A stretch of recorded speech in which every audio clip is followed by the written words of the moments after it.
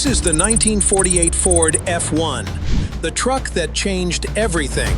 Simple, rugged, and built for everyday Americans, it became the workhorse that laid the foundation for Ford's truck dynasty. When Ford launched the F1 right after World War II, the timing couldn't have been sharper.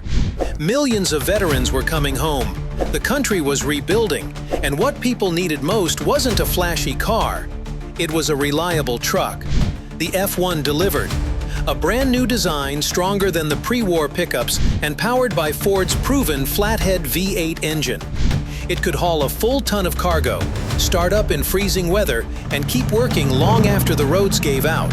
The smartest move was the price. At just $1,472, even small-town farmers could walk into a dealership and drive home with a truck the very same day. That price tag meant thousands of veterans and working families could start farms, delivery routes, and small businesses without waiting for handouts or big investors. Sales exploded. In the first year alone, Ford moved over 100,000 F1s, numbers unheard of for trucks in that era.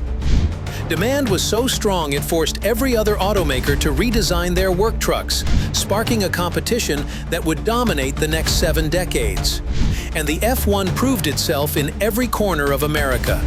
From carrying lumber for new homes, to hauling hay across farms, to running as rolling grocery stores in small towns, these trucks became the Swiss Army knife of post-war life. Tough, simple to fix, and reliable enough that entire families built their livelihoods around them. Today, surviving F1s are prized by collectors.